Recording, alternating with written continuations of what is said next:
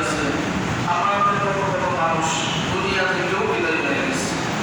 আল্লাহ আমাদেরকে দয়া করে মায়া করে আল্লাহর ঘর মসজিদে আনছেন, এই জন্য আমরা সকলেই আবারও শুকরিয়া আদায় করি, বলি আলহামদুলিল্লাহ। এখন যে মাসটা চলতেছে সেই মাসটা হলো মহারম মাস। এই মহারম মাস হচ্ছে আরবি মাসের, আরবি বছরের প্রথম মাস। আমরা অনেকেই ইংরেজি মাস সবগুলো বলতে পারি, কিন্তু যদি বলা হয় আরবি মাসের গণনা শুরু করেন মুসলমান, আমরা আমাদের জানা উচিত ছিল আরবি মাসের গণনা, আরবি মাসের নামগুলো কি কি। অথচ রাসূল বলছেন কেউ যদি আরবি মাসের গণনা করে তাহলে আল্লাহ তাআলা তার আমল নামায় সওয়াব দিয়ে দেন। সুবহানাল্লাহ। তো এই মহারম মাসটা হচ্ছে আরবি মাসের বছরের প্রথম মাস। এই মহারম মাসটা এমন একটা মাস, আল্লাহ রাসূল হাদিসের মধ্যে বলছেন শাহরুল্লাহিল মুহাররম, এই মাসটাকে আল্লাহর মাস বলা হয়। সুবহানাল্লাহ। এই মাসটাকে আল্লাহর মাস বলা হয়। আমি আপনাদের সামনে যে আয়াতের কালিমা তেলাওয়াত করেছি, আল্লাহ তাআলা বলতেছেন ইন্না ইদ্দাতাশ শুহুরি ইনদাল্লাহি 12 শাহরান ফি কিতাবিল্লাহ ইয়াওমা খালাকাস সামাওয়াতি ওয়াল আরদা মিনহা আরবা'তুন হুরুম। আল্লাহ তাআলা বলতেছেন যে আসমান জমিন সৃষ্টির পূর্বে আল্লাহর কাছে 12টি মাস নির্ধারিত হয়ে গেছিল। সুবহানাল্লাহ। কারণ এই মাসের গণনা আসমান জমিন সৃষ্টির পূর্বেই। এর মধ্যে আরবা'তুন হুরুম, 4টা মাস হইল আল্লাহর কাছে সম্মানিত। সুবহানাল্লাহ। কয়টা মাস? 4টা মাস। এর মধ্যে 1 নাম্বার হচ্ছে মুহররম, 2 নাম্বার রজব, 3 নাম্বার জিলকাদ, 4 নাম্বার জিলহজ। এই 4টা মাস হচ্ছে আল্লাহর কাছে সম্মানিত। এই 4টা মাস এমন সম্মানিত যে এই 4 মাসের কোনো যুদ্ধ বিগ্রহ ইহুদি খ্রিস্টানরা পর্যন্ত করে নাই, রক্তপাত করে নাই। তারাও জানতো এই 4 মাসের কোনো যুদ্ধ বিগ্রহ করা যাবে না। আল্লাহর পক্ষ থেকে এগুলা নিষেধ করা হয়েছিল যে এই 4 মাসে কোনো যুদ্ধ বিগ্রহ করা যাবে না। সাহাবায়ে কেরাম এই 4টা মাসে কোনো যুদ্ধ বিগ্রহ করে নাই, রক্তপাত করে নাই। এই 4টা মাস আমরা কি করবো, কি করণীয়, আল্লাহ রাব্বুল আলামিন আমাদেরকে জানিয়ে দিয়েছেন এই 4টা মাসে তোমরা বেশি বেশি ইবাদত বন্দেগী করো, বেশি বেশি ইবাদত বন্দেগী করো। দেখুন তবে হুজুর তাহলে অন্যান্য মাসে, অন্যান্য মাসে তো আমরা ইবাদত করবোই, কিন্তু সব বিষয়ে সব জায়গায় কিছু স্পেশাল বিষয় থাকে। বলা কি না বলেন? বিএনপি কিছু কথা থাকে, অফার কিন্তু কিছু জায়গা থাকে যেখানে অফার দেওয়া থাকে যে এই জায়গায় গেলে এই পাইবা।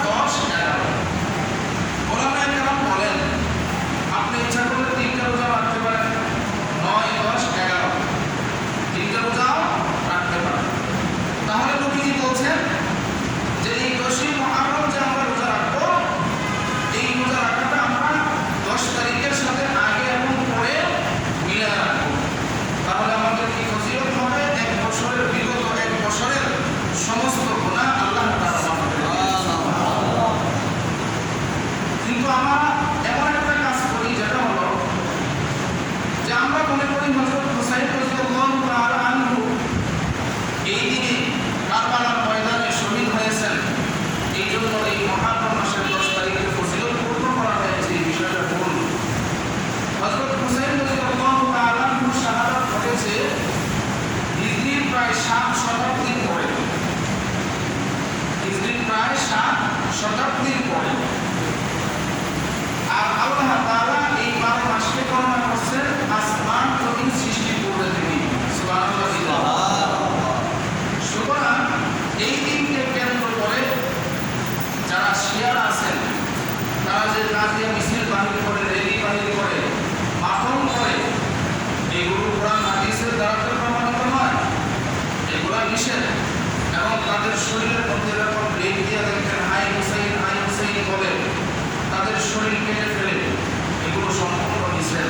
নবীজি বলেছেন যে এইগুলো করা যাবে না, নিজের শরীর থেকে রক্ত বাহির করা যাবে না, এতে নবীজি খুশি হয় না, এতে নবীজি বেজার হয়।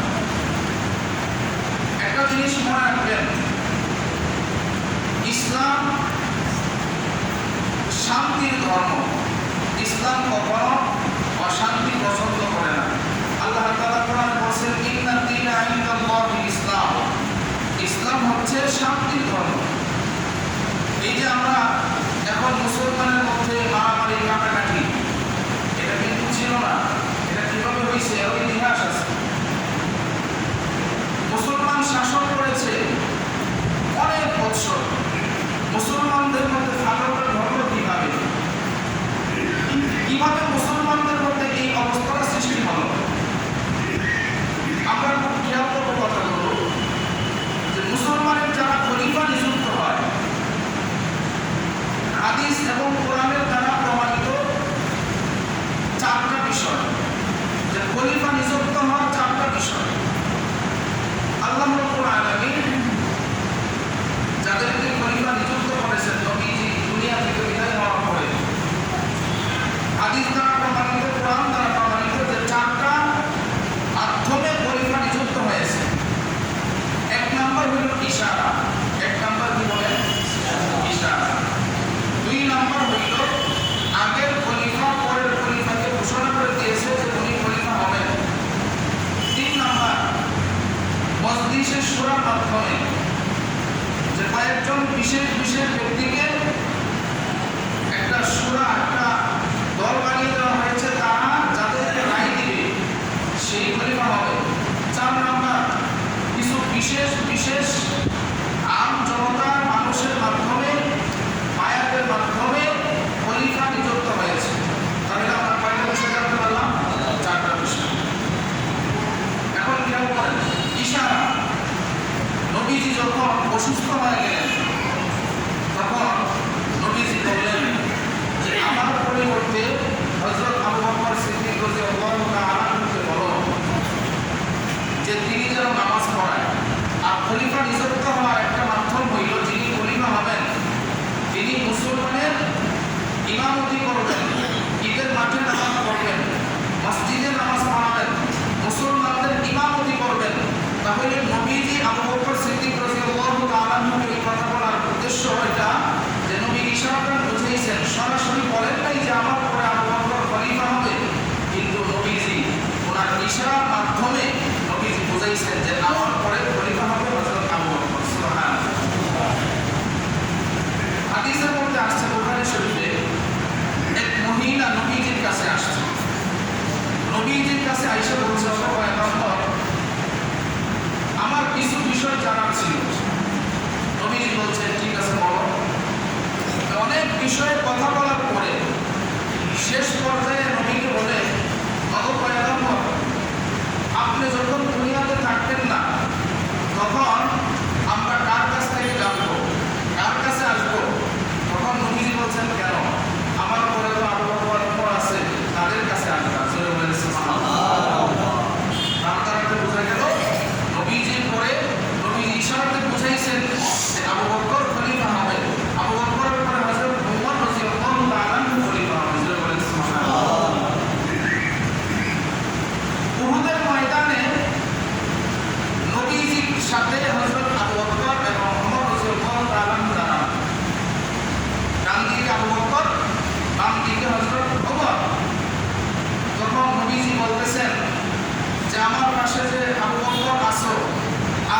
যে ওমর আছো, তোমরা আমার উপরে বিভিন্ন বিষয়ে সমাধান দিবা। সুবহানাল্লাহ। তাহলে চিন্তা করেন, এক ধারাতে বোঝা গেল খলিফা নিযুক্ত হওয়ার প্রথম ইশারার মাধ্যমে নবীজি বলেছেন, এবং নবীজি বিদায় হওয়ার পরে হযরত আবু বকর সিদ্দিক রাদিয়াল্লাহু তাআলা খলিফা নিযুক্ত হয়েছেন। খুব খেয়াল করেন কথাটা। এরপরে হযরত আবু বকর সিদ্দিক রাদিয়াল্লাহু তাআলা যখন দুনিয়া থেকে বিদায় হবেন, তখন তিনি সরাসরি বলে গিয়েছেন যে আমার পরে হযরত ওমর রাদিয়াল্লাহু তাআলা এই খলিফা স্থানে বসবেন। আবু বকর সিদ্দিক রাদিয়াল্লাহু তাআলা তিনি সরাসরি বলে গিয়েছেন। এই আবু বকর এবং ওমর এই দুইজনের জামানায় কেউ সাহস পায় নাই যে মুসলমানের ঐক্যের মধ্যে, মুসলমানদের মধ্যে সমস্যা করা। খেয়াল করেন, 6টা দেশের নাম মনে রাখবেন। 1 নাম্বার ইয়ামান, 1 নাম্বার কি ইয়ামান, 2 number Medina, 2 number Medina, 3 number Basra, 3 number কি Basra, 4 number Kufa, 4 number Kufa, 5 number শাম, 5 নাম্বার কি শাম, 6 নাম্বার হইল মিশর। এই 6টা দেশের নাম মনে রাখবেন, পরে বোঝা যাচ্ছে। এর মানে একজন ব্যক্তির জন্ম হয়েছে যার নাম হল আব্দুল্লাহ ইবনে সাবা। মুসলমানদের মধ্যে যখন ঐক্য ছিল, একতা ছিল, ইহুদিরা চিন্তা করে দেখলো যে মুসলমানরা রাজত্ব করতেছে, তাদের মূল কারণ কি, যে মুসলমানদের কিসের শক্তিতে তারা রাজত্ব করতেছে, তাদের মধ্যে কোনো মারামারি নেই, কাটাকাটি নেই, তারা কোরআন অনুযায়ী, হাদিস অনুযায়ী দেশ চালাচ্ছে, এটার মূল শক্তি কি? ইহুদিরা চিন্তা করে দেখলো যে এটার মূল শক্তি হইল একতা। মূল শক্তি কি ভাই? একতা। যে মুসলমানের আমির যা বলতো সমস্ত মুসলমানরা তাই মানত। আব্দুল্লাহ ইবনে সাবা সে হইল মুসলমানের একতা ভঙ্গ করার মূল কর্ণায়ক। যে মুসলমানদের মধ্যে যখন একতা ছিল, মারামারি কাটাকাটি হানাহানি ছিল না, এবং কোনো ইহুদি এই শক্তি পায় নাই যে মুসলমানের একতা ভঙ্গ করবে। কারণ আবু বকর সিদ্দিক রাদিয়াল্লাহু তাআলা খুব সচেতন খলিফা ছিলেন, হযরত ওমর রাদিয়াল্লাহু তাআলা তিনিও খুব সচেতন খলিফা ছিলেন। ওই আব্দুল্লাহ ইবনে সাবা যখন দেখলেন এই দুজনের খেলাফতের যুগে এদের মুসলমানদের মধ্যে একতা ভঙ্গ করার কোনো সিস্টেম নেই, তখন সে চিন্তা করলো সুযোগ কিভাবে পাওয়া যায়। যখন আবু বকর এবং ওমর দুজন দুনিয়া থেকে বিদায় হয়েছেন, তখন ওসমান রাদিয়াল্লাহু তাআলাকে মজলিসে শুরার মাধ্যমে খলিফা বানানো হলো। আর ওসমান রাদিয়াল্লাহু তাআলা ছিলেন একজন নরম মানুষ, তিনি এত ঝগড়াঝাটি কিংবা কোনো বিষয়ে বাড়াবাড়ি পছন্দ করতেন না। তখন এই আব্দুল্লাহ ইবনে সাবা সে কি করলো, ইয়ামান দেশ থেকে মদিনায় আসলো। ইয়ামান দেশ থেকে কোথায় আসলো? মদিনায় আসার পরে সে সমস্ত সাহাবীদের সামনে সে ওসমান রাদিয়াল্লাহু তাআলাকে বলল যে আমি মুসলমান হওয়ার জন্য আসছি। তার এই লম্বা লম্বা দাড়ি, বিশাল বড় টুপি মাথায় লাগানো, কিন্তু আসলে তার উদ্দেশ্য হলো সে ঈমান মানুষের সামনে গ্রহণ করবে ঠিক, কিন্তু সে আসলে মূলত মন থেকে ইসলাম মানবে না। সে ইসলামের ক্ষতি করার জন্য, মুনাফিকি করার জন্য সমস্ত মানুষের সামনে এসে মুসলমান হয়ে গেছে। সকলে বলে না,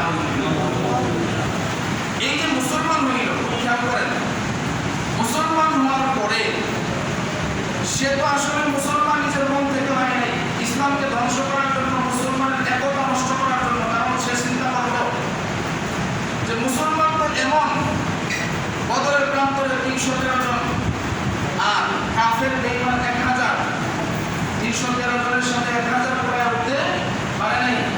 ইয়ারমুকের ময়দানে 60 জন মুসলমান ইমানদারের সামনে 60,000 সৈন্যবাহিনী পরাজিত লাভ করছে। সুতরাং শক্তি দিয়া, তরবারি দিয়া মুসলমানদেরকে কোনো সময় পরাজিত করা সম্ভব নয়। মুসলমানের একতা নষ্ট করতে হবে।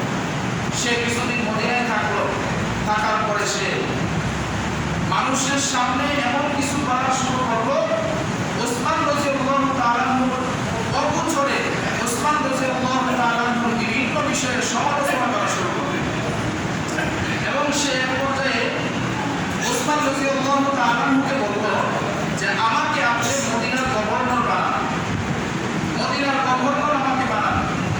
এই কথা যখন ওসমান রাদিয়াল্লাহু তাআলা আনহুকে বলল, তিনি যেহেতু খলিফা, তিনি তখন বুঝতে পারলেন যে অবশ্যই তার ভিতরে কোনো খারাপ উদ্দেশ্য আছে, আর না হয় সে মাত্র কয়েকদিন আসছে, সে গভর্নর হওয়ার জন্য নিজে আমাকে প্রস্তাব দিয়েছে, তার মানে তার ভিতরে কি আছে, সমস্যা আছে। তিনি এই সমস্যা বুঝতে পেরে তাকে মদিনা থেকে বাহির করে দিলেন। মদিনা থেকে বাহির করার পরে যখন মদিনা থেকে তাকে বাহির করা হইল, তখন আমি আগেই বলছিলাম ইয়ামা, মদিনা, এরপর হলো বসরা। সে বসরায় গেল। বসরায় যাওয়ার পরে ওই জায়গার মধ্যে হযরত ওসমান রাদিয়াল্লাহু তাআলা আনহুর ব্যাপারে সমালোচনা, ষড়যন্ত্র শুরু করলো। কি ষড়যন্ত্র? যে হযরত আলী রাদিয়াল্লাহু তাআলা আনহু বেঁচে থাকা সত্ত্বেও ওসমান কিভাবে খলিফা হয়? কারণ ওসমানের চাইতে আলী রাদিয়াল্লাহু তাআলা আনহুর বংশ বেশি, মর্যাদাপূর্ণ হাশিমি বংশ, হাশিমি বংশের লোক এবং বিচক্ষণ আলী রাদিয়াল্লাহু তাআলা আনহু। এইভাবে যখন সে ষড়যন্ত্র শুরু করলো, আল্লাহর শাহাদাত ঘটেছে হিজরির প্রায় 7 শতাব্দীর পরে, হিজরির প্রায় 7 শতাব্দীর পরে। আর আল্লাহ তাআলা এই 12 মাসকে গণনা করছেন আসমান জমিন সৃষ্টির পূর্বে থেকে। সুবহানাল্লাহ। সুতরাং এই দিনকে কেন্দ্র করে যারা শিয়ারা আছেন, তারা যে তাজিয়া মিছিল বাহির করে, রেলি বাহির করে, মাতম করে, এগুলো কোরআন হাদিসের দ্বারা তো প্রমাণিত নয়, এগুলো নিষেধ। এবং তাদের শরীরের মধ্যে যখন লেগ দিয়ে দেখেন হাই হুসাইন বলে, তাদের শরীর কেটে ফেলে, এগুলো সম্পূর্ণ নিষেধ। নবীজি বলেছেন যে এইগুলো করা যাবে না, নিজের শরীর থেকে রক্ত বাহির করা যাবে না, এতে নবীজি খুশি হয় না, এতে নবীজি বেজার। একটা জিনিস মনে রাখবেন, ইসলাম শান্তির ধর্ম। ইসলাম কখনো অশান্তি পছন্দ করে না। আল্লাহ তাআলা কোরআনে বলেছেন ইন্নাদ দীনা ইনদাল্লাহিল ইসলাম। ইসলাম হচ্ছে শান্তির ধর্ম। এই যে আমরা এখন মুসলমানের মধ্যে মারামারি, কাটাকাটি, এটা কিন্তু ছিল না। এটা কিভাবে হয়েছে, এর ইতিহাস আছে। মুসলমান শাসন করেছে অনেক বছর। মুসলমানদের মধ্যে ফাটলের ধর্ম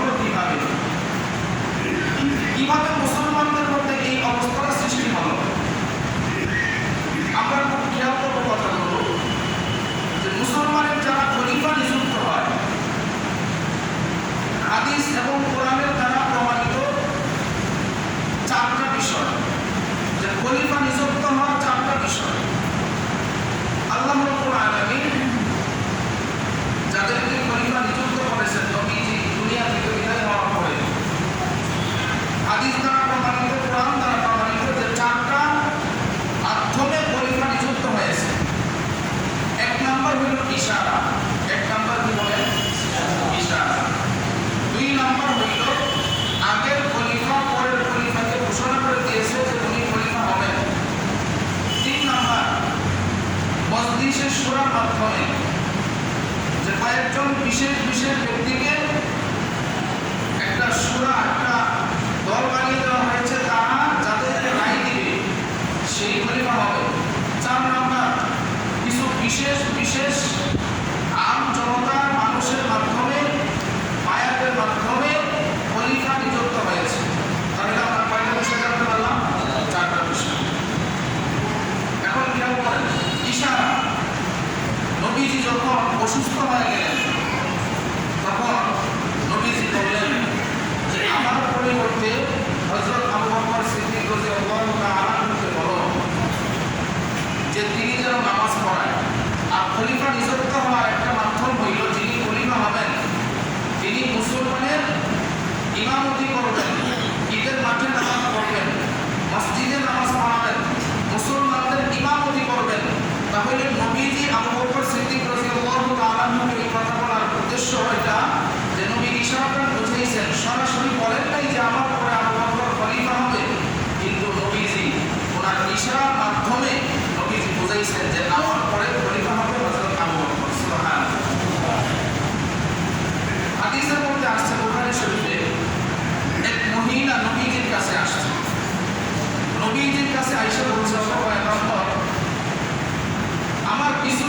জানার ছিল।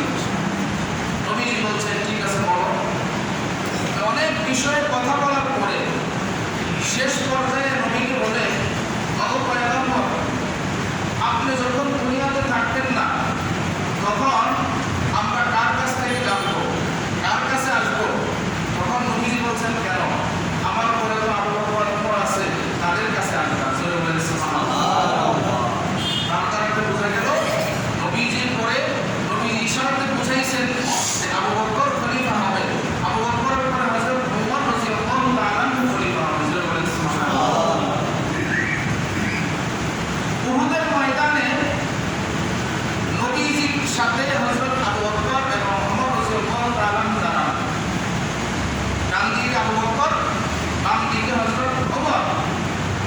তখন নবীজি বলতেছেন যে আমার পাশে যে আবু বকর আছো আর শহীদ ওমর আছো, তোমরা আমার পরে বিভিন্ন বিষয়ে সমাধান দিবা। সুবহানাল্লাহ। তাহলে চিন্তা করেন, এক ধারাতে বোঝা গেল খলিফা নিযুক্ত হওয়ার প্রথম ইশারার মাধ্যমে নবীজি বলেছেন, এবং নবীজি বিদায় হওয়ার পরে হযরত আবু বকর সিদ্দিক রাদিয়াল্লাহু তাআলা খলিফা নিযুক্ত হয়েছেন। খুব খেয়াল করেন কথাটা। এরপরে হযরত আবু বকর সিদ্দিক রাদিয়াল্লাহু তাআলা যখন দুনিয়া থেকে বিদায় হবেন, তখন তিনি সরাসরি বলে দিয়েছেন যে আমার পরে হযরত ওমর রাদিয়াল্লাহু তাআলা এই খলিফার স্থানে বসবেন।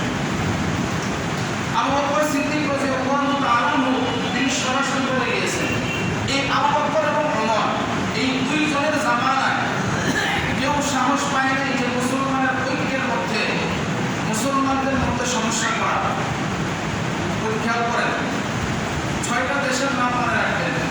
1 নাম্বার ইয়ামান, 1 নাম্বার কি ইয়ামান, 2 number Medina, 2 number Medina, 3 number Basra, 3 number কি Basra, 4 number Kufa, 4 number Kufa, 5 number শাম, 5 নাম্বার কি শাম, 6 নাম্বার হইল মিশর। এই 6টা দেশের নাম মনে রাখবেন, পরে বোঝা যাচ্ছে। ইয়ামানে একজন ব্যক্তির জন্ম হয়েছে, যার নাম হল আব্দুল্লাহ ইবনে সাবা। মুসলমানদের মধ্যে যখন ঐক্য ছিল, একতা ছিল, ইহুদিরা চিন্তা করে দেখলো যে মুসলমানরা রাজত্ব করতেছে, তাদের মূল কারণ কি, যে মুসলমানদের কিসের শক্তিতে তারা রাজত্ব করতেছে, তাদের মধ্যে কোনো মারামারি নেই, কাটাকাটি নেই, তারা কোরআন অনুযায়ী, হাদিস অনুযায়ী দেশ চালাচ্ছে, এটার মূল শক্তি কি? ইহুদিরা চিন্তা করে দেখলো যে এটার মূল শক্তি হইল একতা। মূল শক্তি কি ভাই? একতা। যে মুসলমানের আমির যা বলতো সমস্ত মুসলমানরা তাই মানত। আব্দুল্লাহ ইবনে সাবা সে হইল মুসলমানের একতা ভঙ্গ করার মূল কর্ণায়ক। যে মুসলমানদের মধ্যে যখন একতা ছিল, মারামারি কাটাকাটি হানাহানি ছিল না, এবং কোন ইহুদি এই শক্তি পায় নাই যে মুসলমানের একতা ভঙ্গ করবে। কারণ আবু বকর সিদ্দিক রাদিয়াল্লাহু তাআলা খুব সচেতন খলিফা ছিলেন, হযরত ওমর রাদিয়াল্লাহু তাআলা তিনিও খুব সচেতন খলিফা ছিলেন। ওই আব্দুল্লাহ ইবনে সাবা যখন দেখলেন এই দুজনের খেলাফতের যুগে এদের মুসলমানদের মধ্যে একতা ভঙ্গ করার কোনো সিস্টেম নেই, তখন সে চিন্তা করলো সুযোগ কিভাবে পাওয়া যায়। যখন আবু বকর এবং ওমর দুজন দুনিয়া থেকে বিদায় হয়েছেন, তখন ওসমান রাদিয়াল্লাহু তাআলা মজলিসে শুরার মাধ্যমে খলিফা বানানো হলো। আর ওসমান রাদিয়াল্লাহু তাআলা ছিলেন একজন নরম মানুষ, তিনি এত ঝগড়াঝাটি কিংবা কোনো বিষয়ে বাড়াবাড়ি পছন্দ করতেন না। তখন এই আব্দুল্লাহ ইবনে সাবা সে কি করলো, ইয়ামান দেশ থেকে মদিনায় আসলো। ইয়ামান দেশ থেকে কোথায় আসলো? মদিনায়। মদিনায় আসার পরে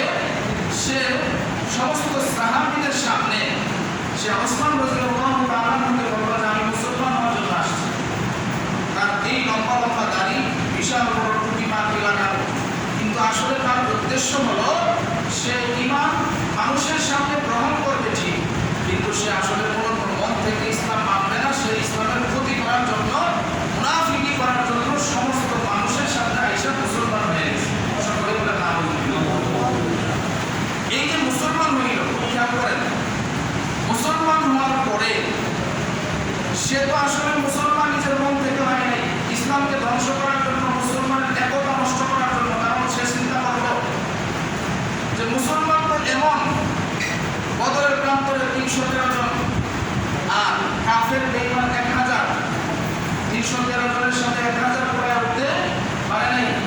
ইয়ারমুকের ময়দানে 60 জন মুসলমান ইমানদারের সামনে 60,000 সৈন্যবাহিনী পরাজিত লাভ করছে। সুতরাং শক্তি দিয়া, তরবারি দিয়া মুসলমানদেরকে কোনো সময় পরাজিত করা সম্ভব নয়। মুসলমানের একতা নষ্ট করতে হবে। সে কিছুদিন মদিনায় থাকলো, থাকার পরে সে মানুষের সামনে এমন কিছু বলা শুরু করলো, ওসমান রাদিয়াল্লাহু তাআলা অগোচরে ওসমান রাদিয়াল্লাহু তাআলা বিভিন্ন বিষয়ে সমালোচনা করা শুরু করলেন। এবং সে এক পর্যায়ে ওসমান রাদিয়াল্লাহু তাআলাকে বলল যে আমাকে আপনি মদিনার গভর্নর বানান, মদিনার গভর্নর আমাকে বানান। এই কথা যখন ওসমান রাদিয়াল্লাহু তাআলাকে বলল, তিনি যেহেতু খলিফা, তিনি তখন বুঝতে পারলেন যে অবশ্যই তার ভিতরে কোনো খারাপ উদ্দেশ্য আছে। আর না হয় সে মাত্র কয়েকদিন আসছে, সে গভর্নর হওয়ার জন্য নিজে আমাকে প্রস্তাব দিয়েছে, তার মানে তার ভিতরে কি আছে? সমস্যা আছে। তিনি এই সমস্যা বুঝতে পেরে তাকে মদিনা থেকে বাহির করে দিলেন। মদিনা থেকে বাহির করার পরে যখন মদিনা থেকে তাকে বাহির করা হইল, তখন আমি আগেই বলছিলাম ইয়ামান, মদিনা, এরপর হলো বসরা। সে বসরায় গেল। বসরায় যাওয়ার পরে ওই জায়গার মধ্যে হযরত ওসমান রাদিয়াল্লাহু তাআলার ব্যাপারে সমালোচনা, ষড়যন্ত্র শুরু করলো। কি ষড়যন্ত্র? যে হযরত আলী রাদিয়াল্লাহু তাআলা বেঁচে থাকা সত্ত্বেও ওসমান কিভাবে খলিফা হয়? কারণ ওসমানের চাইতে আলী রাদিয়াল্লাহু তাআলা বংশ বেশি, মর্যাদাপূর্ণ হাশিমি বংশ, হাশিমি বংশের লোক এবং বিচক্ষণ আলী রাদিয়াল্লাহু তাআলা। এইভাবে যখন সে ষড়যন্ত্র শুরু করলো, বাহির করার পরে সে কুফায় গেল। কুফায় গিয়েও সে এইভাবে বিরোধিতা শুরু করলো। এইভাবে করতে করতে বিশাল লম্বা ইতিহাস, এইভাবে করতে করতে করতে করতে এক পর্যায়ে এমন অবস্থা তৈরি করলো, সে কিছু দলবল তৈরি করলো যে ওসমান রাদিয়াল্লাহু তাআলার বিরুদ্ধে। দলবল যখন তৈরি করছে, তখন ওসমান রাদিয়াল্লাহু তাআলা তারা ডাকছে, তাইকে বলছে, তুমি যে এইগুলো শুরু করছো এটা তো ভালো কাজ নয়, তুমি এইগুলো করবা না, এইগুলো থেকে তুমি বিরত থাকো। এরপরেও সে মানে নাই। শেষ পর্যন্ত সে 4টা তহমত ওসমান রাদিয়াল্লাহু তাআলার বিরুদ্ধে দিয়েছেন। কি তহমত? যে ওসমান রাদিয়াল্লাহু তাআলা তিনি স্বজনপ্রীতি করেন। সকলেই বলেন নাউযুবিল্লাহ। তিনি কি করেন? স্বজনপ্রীতি করেন। স্বজনপ্রীতি মানে বাইতুল মাল থেকে তিনি আত্মীয় স্বজন যারা আছেন তাদেরকে তিনি সব ধন সম্পদ দিয়ে দিয়েছেন। এবং তিনি অল্প বয়সের যারা তাদেরকে গভর্নর বানাইতেছেন। এরপর আরেকজন সাহাবীকে তিনি মদিনায় আসার জন্য অনুমতি দিয়েছেন। আরেকজন সাহাবীকে তিনি অনেক পুরস্কার দিয়েছেন, যিনি আফ্রিকা বিজয় করেছে। এই 4টা তহমত দিলেন। তখন ওসমান রাদিয়াল্লাহু তাআলা আবার তাকে ডাকলেন, তাইকে বলল, এই তুমি যে আমার ব্যাপারে তহমত দিতেছো, সাহাবায়ে কেরামের মধ্যে সবচেয়ে ধনী ছিলেন হযরত ওসমান রাদিয়াল্লাহু তাআলা। তিনি বলতেছেন, আমি স্বজনপ্রীতি কেন করব? আমার যত সম্পদ আছে আল্লাহ তাআলা দিয়েছেন, এই সম্পদের তো আমার অনেক, আমি স্বজনপ্রীতি করার কোনো প্রয়োজন নাই। আমি যখন থেকে খলিফা হয়েছি, বাইতুল মাল থেকে আমি নিজে কোনো বেতন ভাতাই নিই না, তাহলে আমি কেন স্বজনপ্রীতি করব? আর আমি যত দান করি সব আমি আমার নিজস্ব সম্পদ থেকে দান করি। এই কথা যখন বললো, এরপরে বললো যে তুমি বলছো যে অল্প বয়সী যারা তাদেরকে আমি গভর্নর বানাইতেছি, কেউ যদি যোগ্য হয় তাহলে রাসূল তো অল্প বয়সীদেরকে যুদ্ধের ময়দানে সেনাপতি বানায় পাঠাইছেন। এই প্রশ্নের উত্তরগুলো যখন দিলেন, দেখলো যে এই তহমত দিয়াও সে আর ওসমান রাদিয়াল্লাহু তাআলার সাথে কুলায়া উঠতে পারে নাই। তখন সে কি করলো? কুফা, বসরা এবং শাম এই 3 দেশে যখন গেছিল, কিছু মানুষ জোগাড় করলো। জোগাড় করে আবার একদিন মসজিদে ওনার বিরুদ্ধে আন্দোলন তৈরি করলো এই বিষয়গুলো নিয়ে। তখন হযরত আলী রাদিয়াল্লাহু তাআলা যখন দেখলেন যে আব্দুল্লাহ ইবনে সাবা তার এমন দলবল তৈরি হয়েছে, এখন তার সরাসরি কিছু করাও যাচ্ছে না, করলে যুদ্ধ বিদ্রোহ তৈরি হবে, রক্তপাত হবে, মানুষের ক্ষতি হবে। তখন আলী রাদিয়াল্লাহু তাআলা তিনিও বিভিন্নভাবে বোঝানোর চেষ্টা করলেন না, তার চেষ্টা সে চালাইতেছে। তার উদ্দেশ্য হইল মুসলমানদের একতা ভঙ্গ করা। দেখেন, মুসলমানদের মধ্যে একতা ভঙ্গ করা। তাহলে আমি কি বলছিলাম, মুসলমানের মূল শক্তি কি ছিল? একতা। মুসলমানের মূল শক্তি কি ছিল? একতা। এখন চিন্তা করেন, এই একতা ভঙ্গ হয়েছিল ওই সময় হযরত ওসমান রাদিয়াল্লাহু তাআলা বিরুদ্ধে যখন অবরোধ করতেছে, বিদ্রোহ তৈরি করলো, ওসমান রাদিয়াল্লাহু তাআলা তার নিজ ঘরের ভিতরে 22 দিন বন্দী ছিল। কয় দিন? 22 দিন। আব্দুল্লাহ ইবনে সাবা তার দলবল নিয়ে ঘেরাও দিয়ে রাখছে, এবং কোনো কোনো মুফাসসিরিনে কেরাম বলেছেন 40 দিন পর্যন্ত তিনি বন্দী ছিলেন। তখন হযরত ওসমান রাদিয়াল্লাহু তাআলা নিরাপত্তার জন্য হযরত আলী রাদিয়াল্লাহু তাআলা তিনি হাসান হুসাইন সহ আরো কিছু যুবককে পাহারাদার হিসেবে নিযুক্ত করছে, যে তোমরা এখানে থাকবা যেন ওসমানের কোনো ক্ষতি না হয়। আর ওইদিকে রমজান হযরত আয়েশা সিদ্দিকা রাদিয়াল্লাহু তাআলা আনহা তিনি হজে চলে গেছেন। তখন জিলহজ মাস চলে, জিলহজ মাস চলে 35 হিজরি জিলহজ মাসের 17 এবং 18 তারিখ। হযরত আয়েশা রাদিয়াল্লাহু তাআলা আনহা তিনি হজে চলে গেছেন, আরো বড় বড় সাহাবী যারা ছিলেন ওনারাও হজে চলে গেছেন।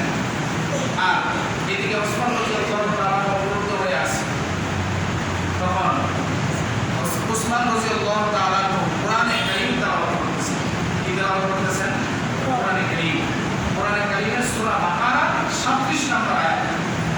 তখন তেলাওয়াত যখন করতেছেন, তখন আব্দুল্লাহ ইবনে সাবার বাহিনীর পিছন থেকে, উনি যে ঘরে ছিলেন ওই ঘরের পিছন দিক থেকে দেয়াল ভেঙে ঘরের ভিতরে ঢুকছে। কারণ সামনের দিক থেকে তো পাহারাদার আছে, পিছন দিক থেকে ঢুইকা দেখে তিনি কোরআন তেলাওয়াত করতেছেন। এই কোরআন তেলাওয়াত করা অবস্থায় হযরত ওসমান রাদিয়াল্লাহু তাআলা ঘাড়ের মধ্যে একজন বর্ষা নিক্ষেপ করলো, আর একজন তরবারি দ্বারা আঘাত করলো। ওসমান রাদিয়াল্লাহু তাআলা গর্দানটা আলাদা হয়ে গেল, তিনি শহীদ হয়ে গেলেন। তিনি সূরা বাকারা 36 নম্বর আয়াত তেলাওয়াত অবস্থায় তিনি শহীদ হইলেন। তিনার গর্দান যখন আলাদা হইল, তখন রক্ত বাহির হইয়া কোরআনে কারীমের এই আয়াতের মধ্যে পড়ল, সূরা বাকারা 36 নম্বর আয়াত, ফাসায়াকফিকাহুল্লাহ। আল্লাহ তাআলা বলেন, তাদের বিরুদ্ধে আমি আল্লাহই যথেষ্ট। জোরে বলেন সুবহানাল্লাহ। তিনি শহীদ হয়ে গেলেন। আর ওই সময় হযরত আলী রাদিয়াল্লাহু তাআলা তিনিও একটা কাজের বাহিরে চলে গেছিলেন। তিনার কানে এই খবর পৌঁছল যে ওসমান রাদিয়াল্লাহু তাআলা শহীদ হয়েছেন। আম্মাজান হযরত আয়েশা রাদিয়াল্লাহু তাআলা আনহা তিনার কানেও খবর গেল যে ওসমান শহীদ হয়ে গেছে। অবস্থা এমন খারাপ হয়ে গেছে, হযরত আলী রাদিয়াল্লাহু তাআলা চিন্তায় পড়ে গেলেন। আর এইদিকে আব্দুল্লাহ ইবনে সাবা সে ইহুদি। দেখেন, ইহুদিদের ষড়যন্ত্র কিন্তু আজকে থেকে নয়, ইহুদিদের ষড়যন্ত্র আজকে থেকে নয়। এখনো বর্তমানে যে ইসরায়েলে ইহুদিরা আছে, ইহুদিরা ফিলিস্তিনে আক্রমণ করতেছে, মুসলমানদেরকে কষ্ট দিতেছে।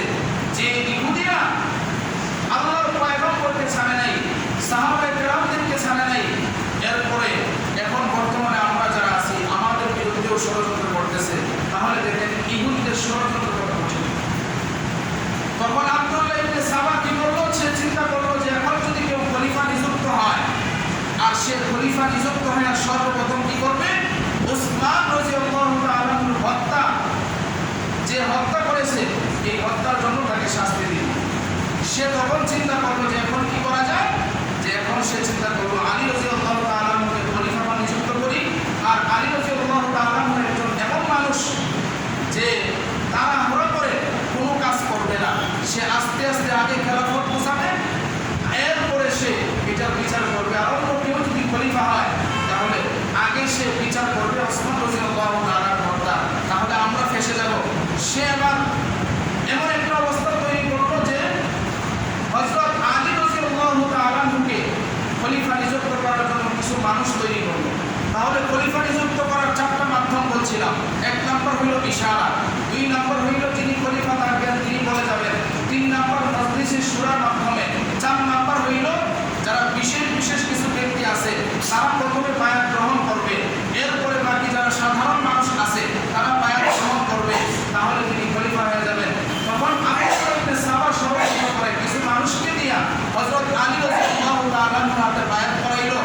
তিনাকে খলিফা নিযুক্ত করার জন্য। আর আলী রাদিয়াল্লাহু তাআলা তিনি বললেন প্রথমে যে না, আমি এটার যোগ্য না, আমি খলিফা হতে চাই না, অন্য কাউকে যোগ্য ব্যক্তিকে তোমরা খলিফা বানাও, আমি তোমাদেরকে বায়াত করতে পারবো না। যখন আলী রাদিয়াল্লাহু তাআলা দেখলেন যে আয়েশা সিদ্দিকা রাদিয়াল্লাহু তাআলা নাই, তিনি মক্কায়, এরপরে আরো যারা বড় বড় সাহাবায়ে কেরাম তারাও নাই, এখন চিন্তা করলো অন্য কেউ যদি খলিফা হয়ে যায় তাহলে সমস্যা আরো বড় হতে পারে। এই জন্য তিনি সব বিবেচনা করে তিনি বায়াত গ্রহণ করলেন এবং তিনি খলিফা হলেন। এই খবর হযরত আয়েশা সিদ্দিকা রাদিয়াল্লাহু তাআলা আনহার কাছে গেলেন এবং আরো যারা বড় বড় সাহাবী আছে তাদের কাছে গেলেন।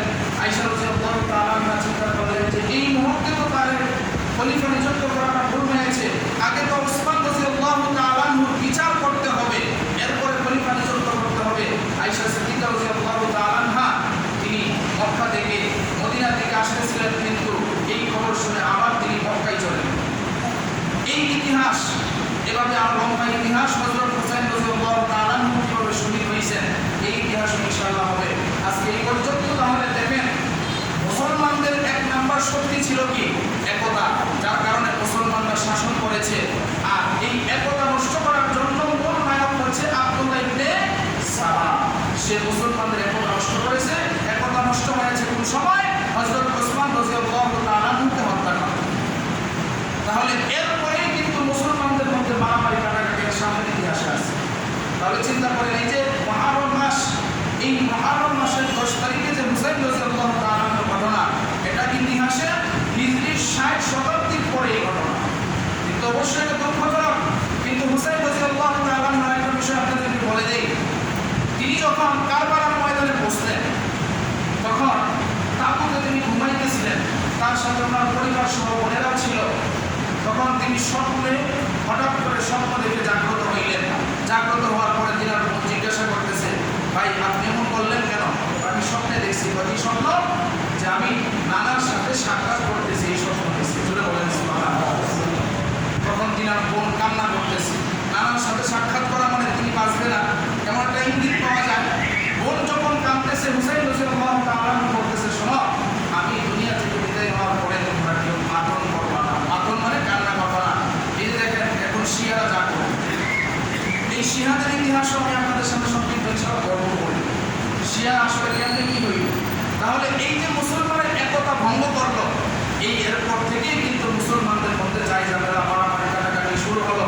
এক মুসলমানের তরবারি নিচে আরেক মুসলমান শহীদ হইতেছে, আরেক মুসলমান দুনিয়া থেকে বিদায় হইতেছে। এভাবে কিভাবে মারামারিটা করতে? এই একতা নষ্ট হওয়ার আগে কোনো মুসলমানের হাতে শহীদ হয়। তাহলে চিন্তা করেন এই যে অবস্থা, এই জন্য আমাদের সকলকে হুঁশিয়ার হইতে হবে, কোরআন হাদিস অনুযায়ী আমাদের জীবনকে